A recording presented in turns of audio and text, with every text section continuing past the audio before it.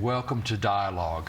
Today I have a special treat. We're going to be talking with Lynne Sachs, who's a filmmaker of great renown. She operates out of San Francisco and New York, and she's done so many great films, experimental films, a lot of I think socially motivated films. And so we're going to get to know Lynne today. Lynne, thank you so much for being here. Thrilled to be here. Well, this is going to be fun. You know, I've been watching a lot of your films. Thank you. And I've got to say that you always set the stage nicely. It seems like it's kind of a signature of yours that the first frame or the first few seconds is something that takes me out of myself, and I start wondering, what am I seeing? Is that something that is a conscious? That's a very interesting way for you to put it, because you're also saying you feel a comfort zone, but also a disorientation. And I'm not sure if you saw my film, Which Way is East, but that's the film. That's a film I shot in Vietnam. Okay. Because my sister, who's also from Memphis, Dana Sachs, was living in Vietnam in the early '90s when American journalists were first allowed into the country, and I went to visit her, and we decided to make a film together. And so that film, which is called Which Way is East, Notebooks from Vietnam, starts exactly where you said, because it actually starts with a voiceover that I wrote, which was reflecting on the Vietnam War. But I introduce it from a child's perspective, because I was very young during the Vietnam War, and I talked about watching Walter Cronkite's reporting and the black and white footage, but I watched it upside down on the couch. So because I didn't really know enough to care about all the horrible statistics and the context. I just have this impression that it was something very serious, and there was a sort of reference to mortality and then reference to tensions between countries, but I couldn't process it. So in that sense, it's both you know, the couch and domestic world, but also you were talking about trying to get your feet straight. You know, where am I? What's up? Sure. What's down? And that the film is actually called Which Way is East. Oh, that's great. So it connects exactly to what you were saying. Well, and I really did like that. I think in the beginning of your what is it? Your night is my day. Your day is my night. Your day is my night. Either one works fine. Yeah, it's the same kind of thing, and I think maybe it has a cleansing effect. You know, you're thinking, okay, I need to stop thinking about what I was thinking about, and I need to open myself up to receive this film. And maybe receive is the right word. Yeah, I think so. Yeah. So Your Day is My Night is a film about people in New York City who mostly are Chinese American or Chinese American who live in shift bed apartments, and those are apartments where people live temporarily, and they live because they're in town for a job or they're in this country for a short time. It's a lot about immigration, and so again, actually, it crosses some of that same space you were talking about. It's most people, unless you're homeless, have a mattress, have a place where they sleep. But in this case, it's a shared mattress. Yeah. And so there is that familiarity, but there's also something that's very different from my life or your life, because there's no ownership of that space, and there's no claiming of something that is yours. And so, again, I guess what I like in any film is that it brings you out of the busy hecticness of your life, and you have, I think it's a threshold. It's a transition, like at the beginning of a novel or the beginning of any kind of artistic experience. You have to figure out where the doorway is and how to get in. Right, right. So that kind of begs the bigger question here. You seem to... in your work, you seem to be very empowered to tell these things from maybe not the place that we're used to hearing stories from. Yeah. Where did that come from? Is that a learned thing, or is that just who you are? So it's actually interesting that you say that you feel an empowerment, because if anything, I hope that the people who are watching the films also feel empowered, but not empowered to, I would say empowered to be curious, not empowered to have expertise. And so often in documentary practice, you make a film about Vietnam, or you make a film about shift bed apartments, or you make a film. I made a film in Israel, Palestine, and so people immediately read the first sort of, let's say, call it log line, and they think, oh, she's an authority on the Middle East, or she's an authority on immigration issues. But you're not an authority when you make these works. You're an authority if you live it. But what you do give, I think, is more empowerment to your audience to ask questions and to continue an interest and to remain engaged. So if maybe that's an empower. It's hard. Actually, you have to feel empowered to be curious. Yes, you do. And I think it's easy to be ignorant. You don't have to be empowered, because ignorance means you didn't really attempt to know something. But if you're curious and you say, I don't know anything about that, but I'd like to learn more, that's actually good. and I think a lot of the sense that I got is that you weren't worried about putting yourself out there as an expert. You were saying, hey, this is something, and I'm not quite sure what it is. This is something that we need to take a look at, and that's the kind of empowerment, and that's what I like. So I think you're bold in that sense. To go into something where you're not an expert, because so many people, I think, approach documentary filmmaking is, okay, I've talked to all the smart people, I've lined everything up, and here's the story, and this is your story now. Well, one way that I try to keep the work more personal is that I do believe that as you are making any kind of project that is based in reality, which is sort of the shared understanding of what a documentary film is, the more informed you become, the less in touch you are with your own naivete. So I actually think it's super important not just to accumulate information, as in I've talked to this expert and this person, and I've heard their all these different perspectives, and but to stay in touch with your own discoveries. And if you keep a diary as you're learning and becoming transformed by it, then you have access to sort of the same plane that your audience did from the beginning.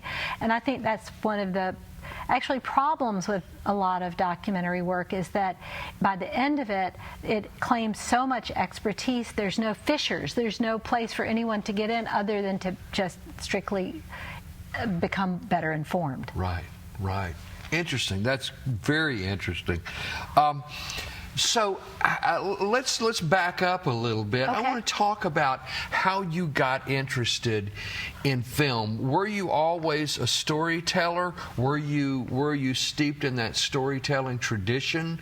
And what does that have to do with being from Memphis?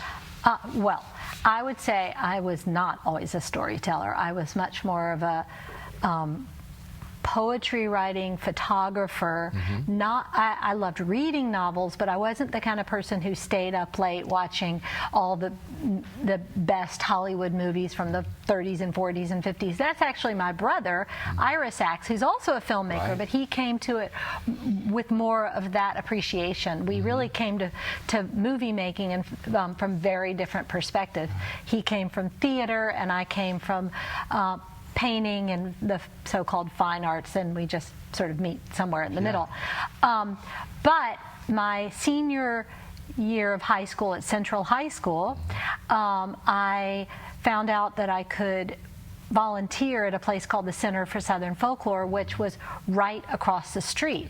And volunteer meant help us do some fundraising and stuff envelopes, and also help us take 16mm films, which had been shot by a man named Reverend L.O. Taylor, which had just been donated to the Center for Southern Folklore. This was in 1979. Help us take them around to churches so that we can try to identify the people in the film footage.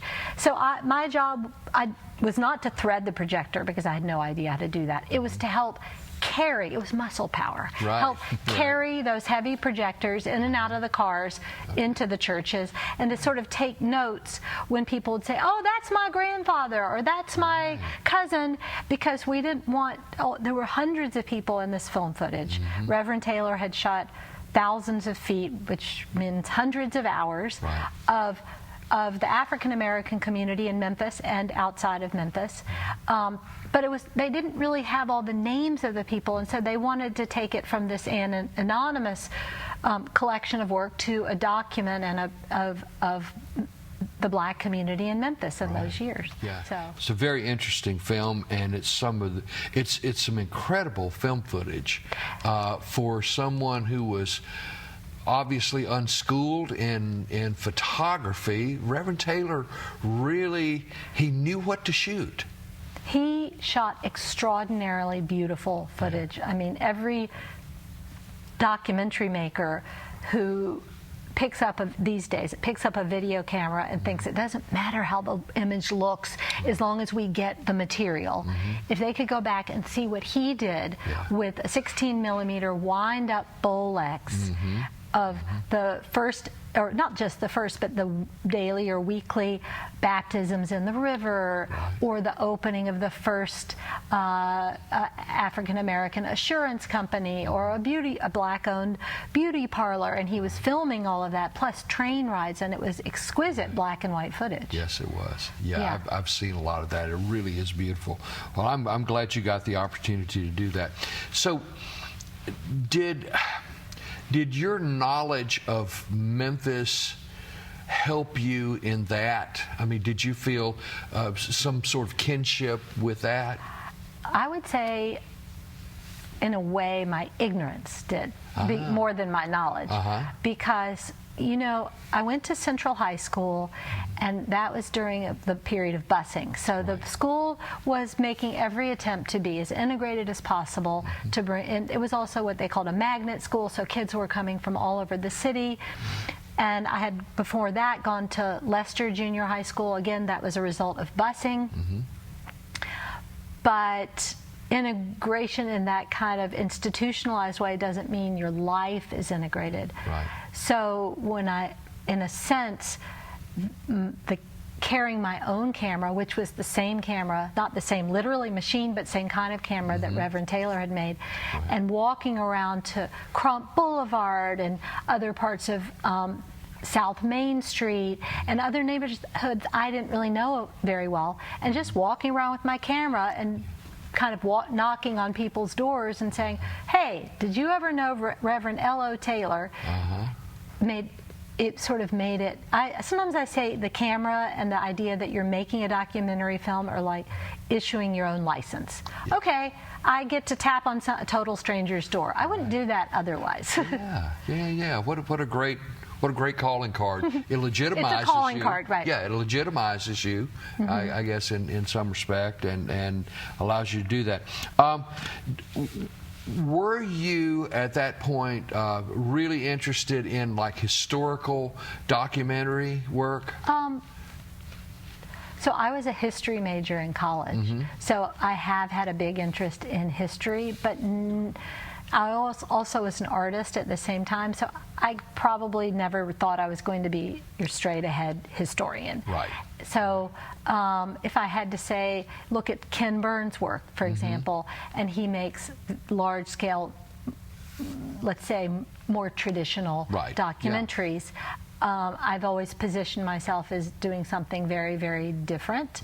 So, you know, kind of calling attention to the making of the work, allowing for my own point of view, admitting doubt, admitting mistake, all those kind of things that aren't part of that, the more conventional, whatever, formula. So let's talk about your early years in Memphis. You were born here? Yes, and as were my parents. Okay, and so you're second or third generation? Third generation Memphian. Yeah. What was your Memphis like as a child? Oh, that's a very interesting question. And so my parents got divorced when I was about 9, and so in a big way, I kind of had two different geographies. So my father was very much downtown on Adams Street and partially on Union Avenue, and he refurbished a house on that was in the kind of Fontaine House area, and he never locked the door, and it was kind of a bohemian house where just anybody could walk in, and it was very eclectic and unpredictable, and then with my mom, I was the more intellectual side, the book side, the more appreciation for art, and a sense of the longevity of our relationship to Memphis. We had lots of our cousins we would see and spend time with.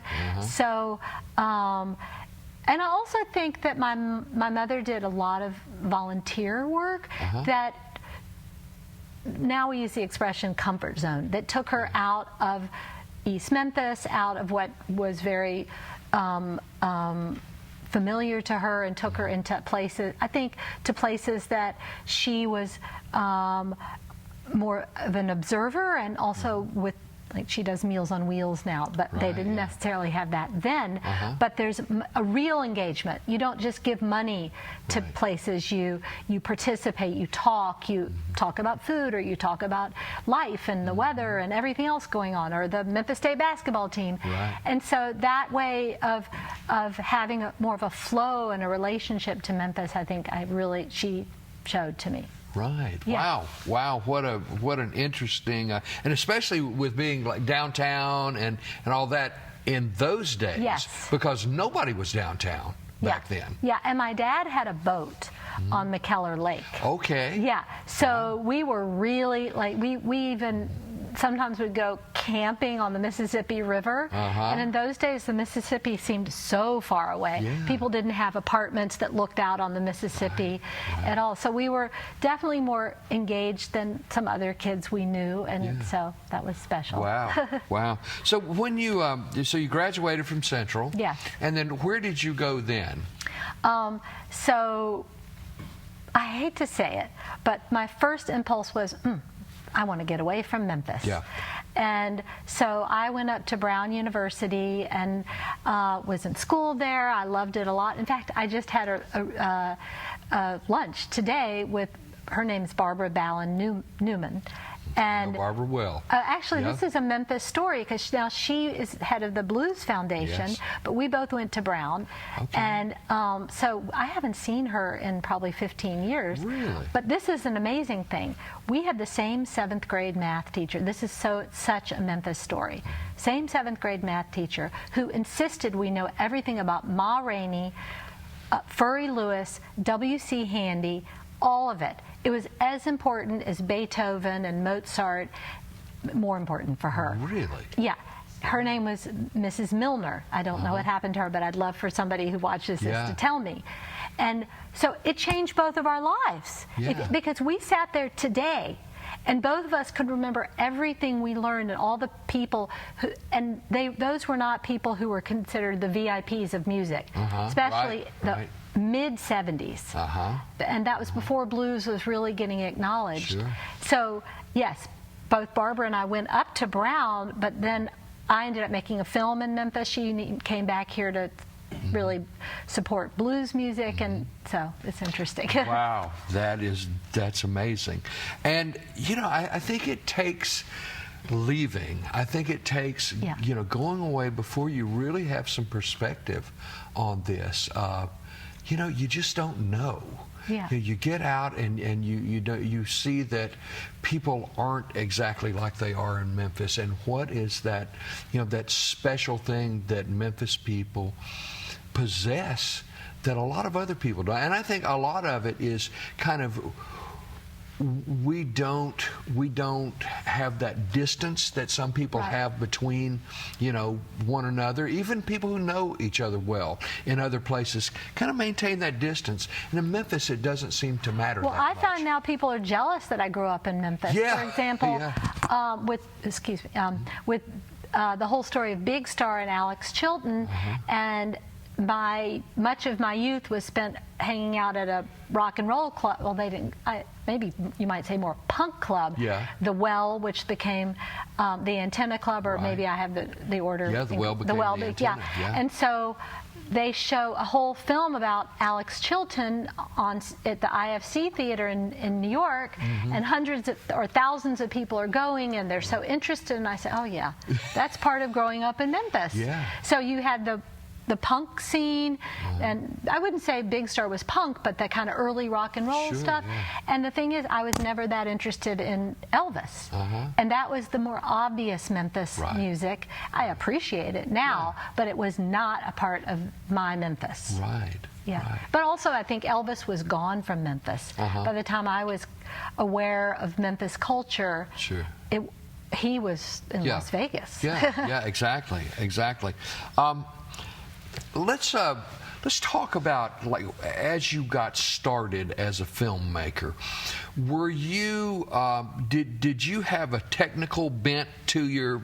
Do you have a technical side to yourself? Are you fascinated with cameras and things like that? I am definitely not a technical person. I wasn't taking apart clocks or anything like that. So, but I was drawn to a kind of filmmaking which I call filmmaking, which connects to, you could say, connects to being homemaker, though I'm not particularly good at that, or connects to being a ceramicist, or connects to being a painter, or connects to the tactile and the craft. And I liked that part. That's why I don't say I'm a movie director. Right. Even though I do direct my own films, I'm a filmmaker. Right. And actually, that only became legitimized, to my point of view, in the last 5 years with the democratization of filmmaking. Right. That if you say anybody who wants to be a filmmaker really can now, Yes. even with a telephone. So let's say you're on an airplane and somebody says, oh, what do you do? Well, I used to say filmmaker, and they didn't really get it. And now I can say it, and they are intrigued, and they might say, oh, my nephew wants to be a filmmaker, or I'm a filmmaker. And it's just the hierarchy isn't so set in stone. So that's why I think, well, I have to know how to use my camera. I have to know Premiere, editing. That all is part of being a filmmaker. Yes, that's, and and for many years, and what I saw in being in the film business in the 70s and 80s, I saw that a lot of people who could afford to make films were exactly the people who didn't need to be making films because they didn't have much of an artistic style or something. It was people who knew how to run the cameras and knew how to do all these things, but the films didn't get anywhere. And I thought, at some point we're going to hand out cameras to artists, and they're going to start making films, and films are going to be great. That was very prescient of you. Yeah, I think that that it's the whole notion of what it is to make a film and what it is to watch a film. Yeah. I mean, I do think it's a shame that many people of all generations don't think of watching films in a social way. Right. That it's very atomized and you can watch at home, but that kind of takes away from the post-screening dialogue. Right. So I'm actually showing a film today in Indy, Memphis, and my favorite part is the conversation afterwards. Right. How about the rise of film festivals? I mean, 20 years ago, 25 years ago, you had, Chicago and Toronto and places like that had film festivals. Now, I would say there are probably, 500 film festivals around the country? I mean, everywhere. Starkville, Mississippi. And is that a good thing or a bad thing? Because, well, just is it a good thing or a bad thing? I think it's very exciting. I think it's actually, in a practical sense, I think film festivals are very good for the cities. Yeah. I think it encourages people to travel to. You say there's a film festival in Starkville, so people go there and they go to the hotels and they think it's a scene and it's a place to talk to strangers and to feel cultural. It's a validation of anybody being part of the cultural milieu. Right. And so I think that's really good. And I think that the fact that they charge for entries is maybe it's a survival they need to charge. It's a little bit of a shame because some people who want to show their films in film festivals can't afford the entry fee. Sure. And that's unfortunate. Yeah. And hopefully most of those festivals have some clause where they say, hey, listen, if you can't afford to pay our entry fee, which could be $60, $100 for a low-budget film, feature film or short, and so that prevents the people, unless they have big-time producers and support, from submitting their films. Right. But I think the best part about it is, and I see that in Memphis, is that people are so excited about the work that's done about their cities, about talking about movies, and anything that gets people out and less atomized is really important. Yeah, yeah, and there've been some really fine films shot here throughout the years, and I've been on the judging panels at Indie Memphis several times, and I've always enjoyed seeing the films. I think the fact that people can bring their point of view, a unique point of view, to the table, and not have to spend $20,000 or $30,000. They go out and do it for nothing, basically, but bring that point of view. And those are things that I think, talk about community building. Yeah. I mean, those things are very, very important for communities like Memphis, for people who normally don't have a voice in what has happened here and what is happening here now. People get out to do that. Yeah, and even that you use the word point of view, because if you work for example, network television, the measure of success is that you, in a sense, eliminate your point of view. Right. So this is saying that whoever you are, you have a perspective, you disagree with something, you advocate for something, and you worked hard to prove that. Right. And that's probably maybe the greatest thing about filmmaking, is that people can get in there. And I've known people who've come in and made a film or two, and that's all they needed. They needed to say that specific thing, and they didn't want to make a career out of it. And I think it's a very, very important thing. I know you did the Reverend Taylor film. Have you done anything else in Memphis, or are you thinking about anything else about Memphis? Well, in a way, the film I'm showing tonight at Indie Memphis started in Memphis. Okay. So the film I'm showing is called Tip of My Tongue, and it's a film I made when I started the project when I turned 50, which was 6 years ago. I wrote a poem for every year of my life. So since I was born in Memphis, poem number 1 from 1961 had to start in Memphis. Not that I remember exactly what happened. I couldn't claim that. But you know what was going on, the swirl around you. And so the film includes, for example, my grandparents moved from more like Midtown Memphis out to Cordova. Okay. And my grandfather was a Jewish pig farmer, people said. Well, he had pigs and cows. Right. And they also had some, I'll be honest, they had some African-American people working at the farm.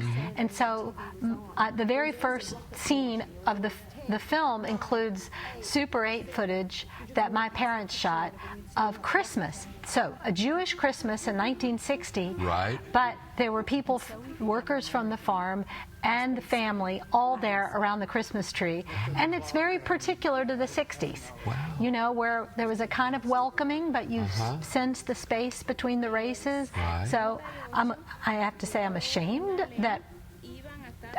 and also open, and the awkwardness of showing that is what is part of filmmaking. Like, you show it all.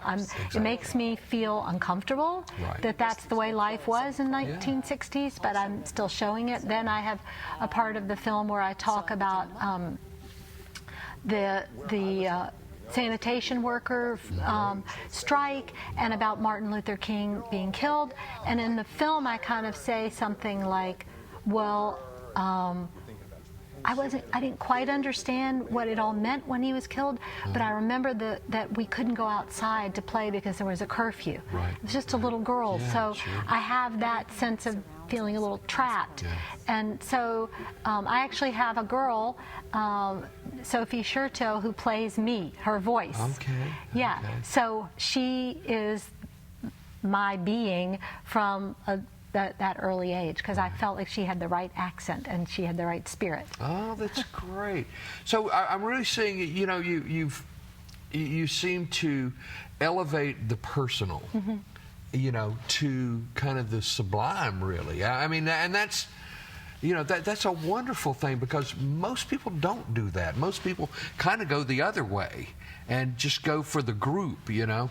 And I would say that when I was watching your film about the laundromat workers. Oh, thank you for watching New York that. City. Wow, that was incredible.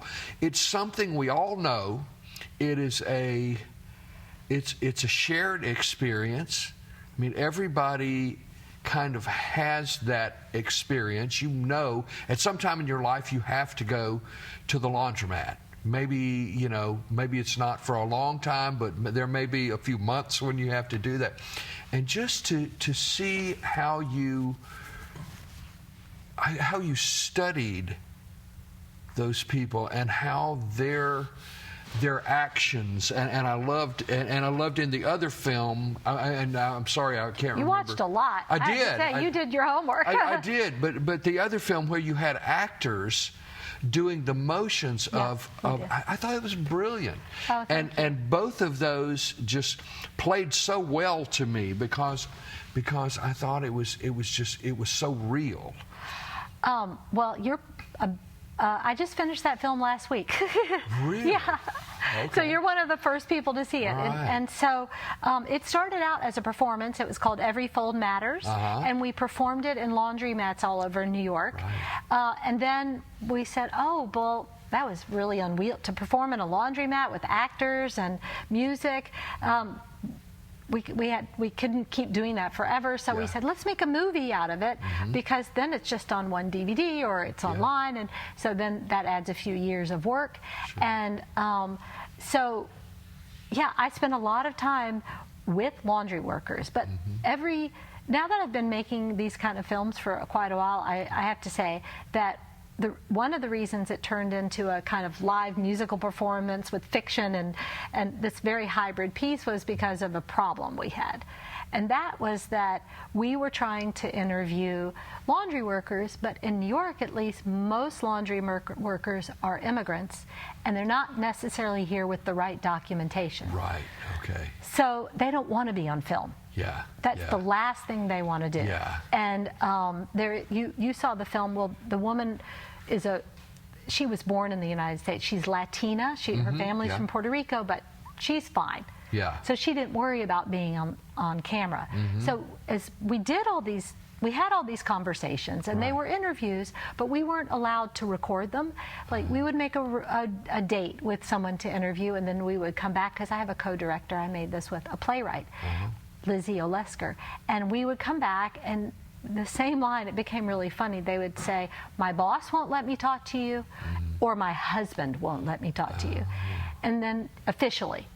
So then we'd turn off all our gear and we would just talk.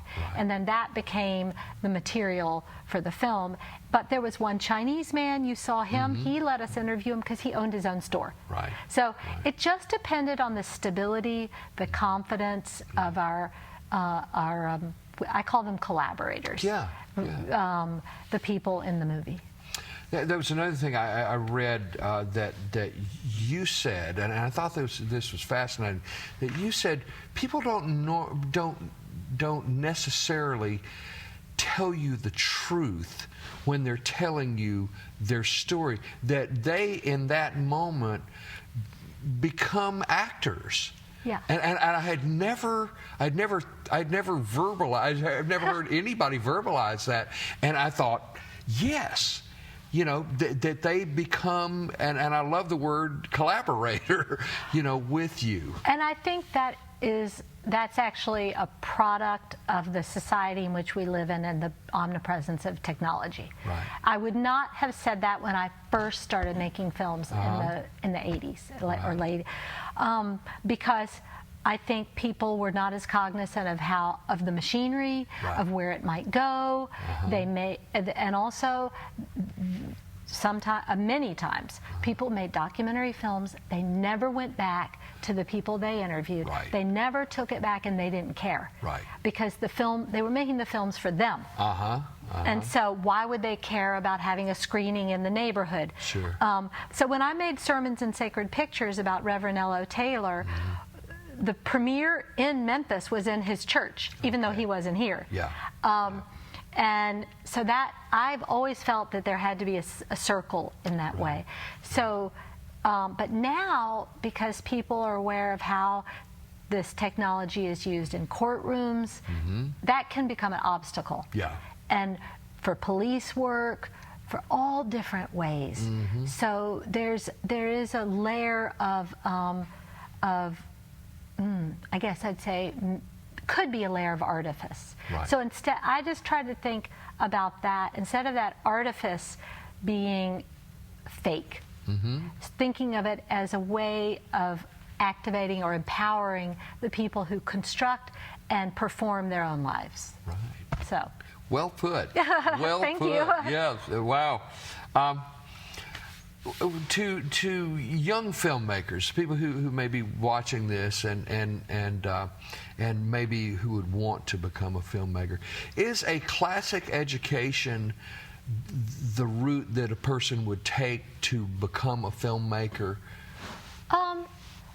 I personally think that this might sound old-fashioned. I actually think a regular old liberal arts degree is the way to start, because it opens your mind. And you talked about that when we first sat here, and that's what libraries are about. Yes. Are you the kind of person who is porous, for whom things happen and they go in and it affects you, instead of living in this tightly controlled hermetic space? So if you, and I think liberal arts degrees, like, let's say, guide you to listening well, to paying attention, to reading the newspaper, all of those things. But I also do think that for people who aren't necessarily that technical, don't think of themselves as technical, so if they have a computer and there's an editing system and they say, well, I could never learn that, then, taking a workshop at the library, taking a workshop at a community center is good, because it gives you the tools.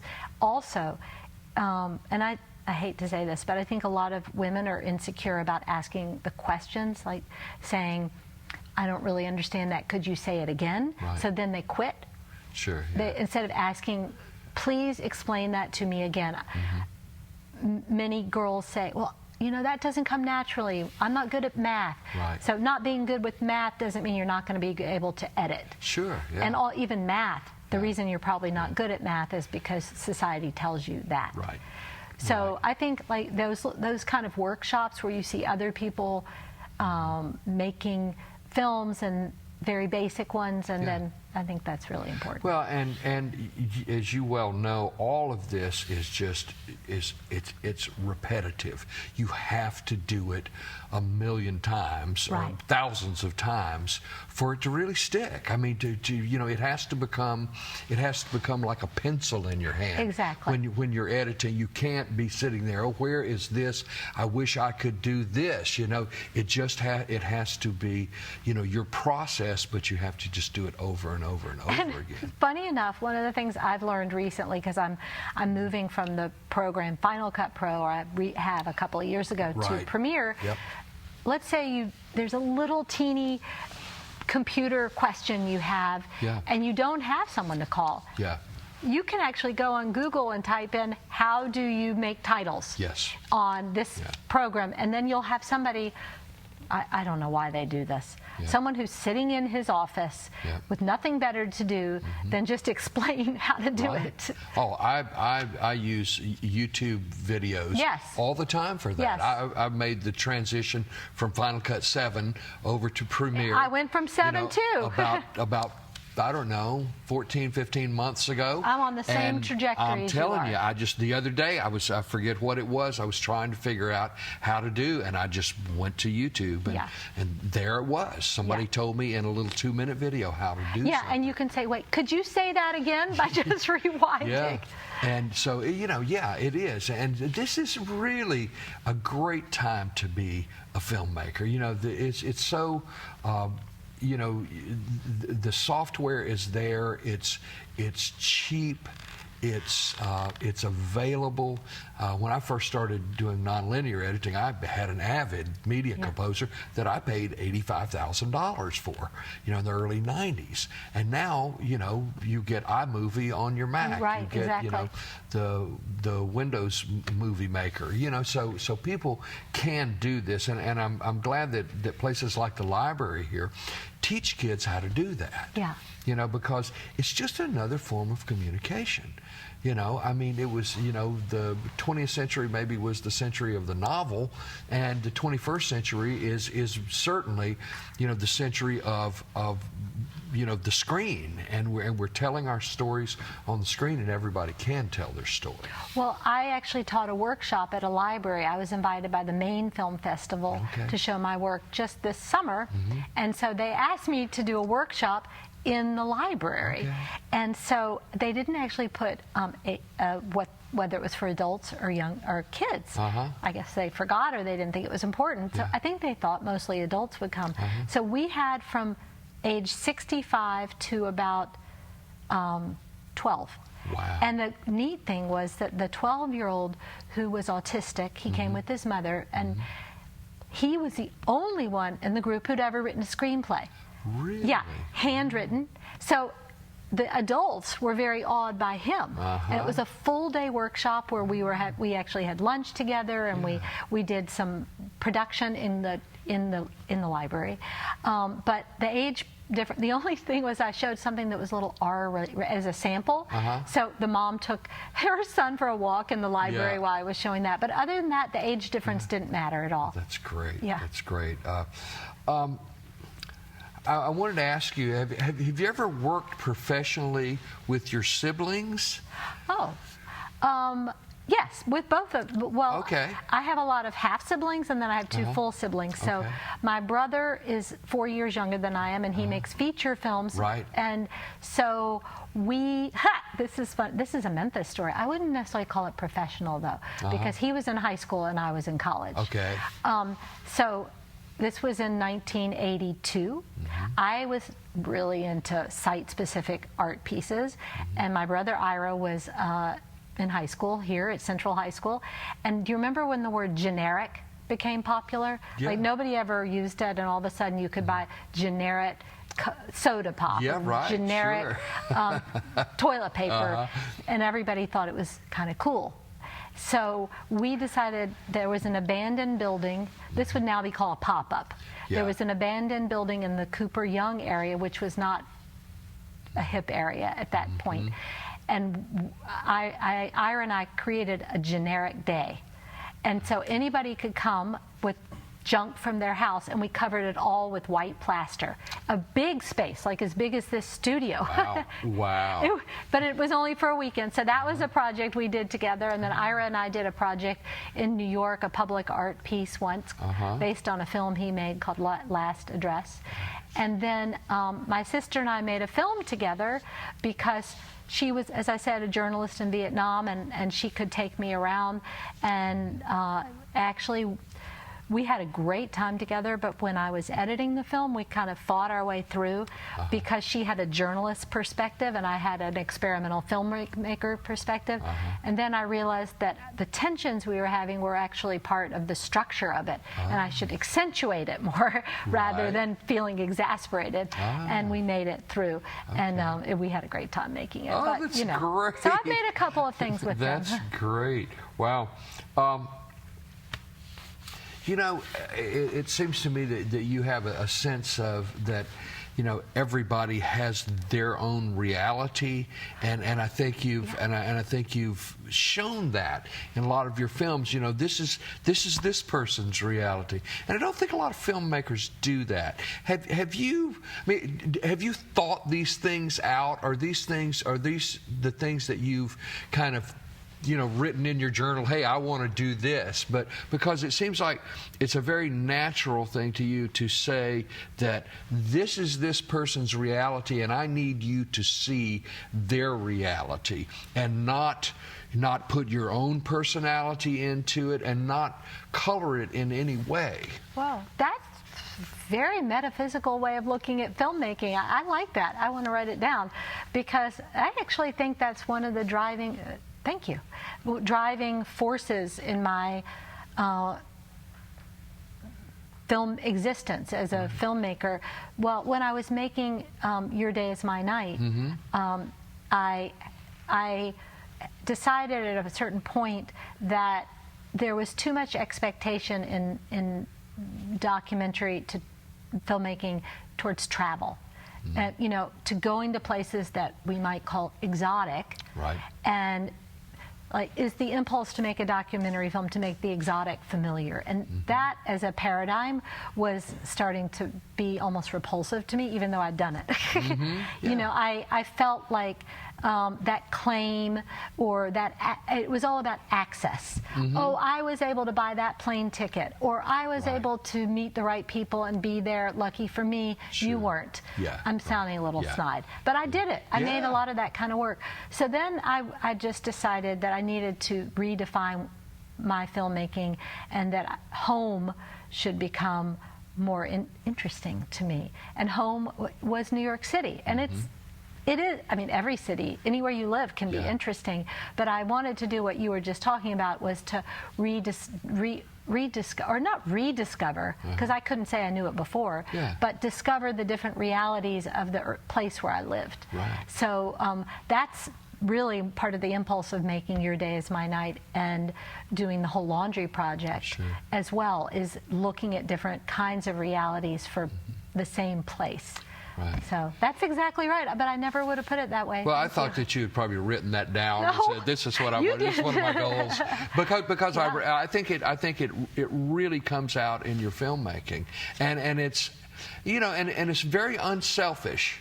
And I will have to say that I know a lot of filmmakers, and I've made a lot of films, and a lot of filmmakers are kind of selfish. I mean, I sometimes protect my own little territory in telling a story. And that's not necessarily a good thing. I mean, it's more than, you know, it's more than just spilling out a bunch of facts. There, it's getting kind of past the facts, and getting just to a deeper level of our own humanity, I guess. Well, I now, in the last about 6 years, I've also, in my work, tried to admit, as I said earlier, like a kind of doubt, or a kind of maybe insecurity. And for example, there's a scene in the Washing Society where I have I have actors and I have real people. You know, and the actors were doing something like what we did today, exactly what we were doing. So we were setting up the microphones, and I said to our camera person, a man named Sean Hanley, I said, "Oh, could you turn the camera on now?" I wasn't even positive that he did it. So we had the whole scene where they're putting on their microphones, which is usually what ends up on that cutting room floor. But it actually is saying, I hope it's making the process more transparent. It's saying these women were complicit. They weren't just tools. They were part of, like, I think that actors are often treated like objects and tools for just expressing something from the director. And so I wanted to say the actors are part of it. They do something physically that brings them into this space. They're, you know, they're learning lines, and sometimes they're improvising, and I just wanted to make that all laid bare. That's great. You know, I think you've got a lot of you're pretty fearless as a filmmaker. Oh, well, thank you. And I think and I think it's kind of hard to be fearless as a filmmaker too. But it's worked for you, and so I guess that is the reward in itself. I always think about when you make something, when you make a film, I always see it as making a little sailboat and standing in that by that lake in Central Park and just setting it off to sail, and it sails forever. You don't have to fool with that anymore. You've done that, and it's out there doing its work really forever, because if somebody's watching it, it's doing its work and it's new to them, right? This is really strange, because I came up with something last week, which was a boat metaphor. That's pretty about filmmaking. Right. This is so surprising that you're saying this, because I started to think about, if you work with reality, or what people call documentary, then you're a sailboat. Your practice is a sailboat, because today there's no wind. Tomorrow there is, but you have to go with the flow. But if you make narrative films, then you have usually, as long as you have gas, meaning money, you just turn the motor on, and the measure of success for a narrative film is that it just runs the way it's supposed to. Here's the script, and people say, bing, it's successful because we followed the script. And that sounds a little uninteresting to me, because, and furthermore, I think the script writers are never given enough attention or acknowledgement ever. I agree. And the story is theirs. So unless it's a writer director, which is not as common as people think. So the director just took a script that was bought, and if they follow it, the motor runs just fine. And less so that's why I think, for me, working with a sailboat model like you were talking about, or the little boat in the lake, it could fall, but that risk is what keeps you enthralled. But I never thought about it till last week. Well, I've just thought about it, because all the things, in my experience, I have people who maybe see something for the first time, something that I did 10 years ago, and go, man, I saw your film on blah, blah, blah. And you go, wow, I did that 10 years ago, but it's new to you. And it's now a part of you, because that's really what you're doing. You're informing people, but you're giving them something that they didn't possess before. It's funny that you say 10 years ago, too, because every one of my movies, I can tell you exactly the year I made it. And if you said to me, well, what were you doing in 1998? I have to think, what film was I making? And I also think about, I have children, and so I can tell you how old they were. But I might have to think a second about, well, where were we living? What was my house? That would take me longer than my telling you exactly what movie I was working on. Because you live inside the movie. And I think people don't understand that a lot, is that you live this thing, and you're never you're never completely sure where it's going. People used to tell me all the time, they'd say, well, have you written the script for so-and-so? No. I do that last. After I talk to people and I think about it, you do that last.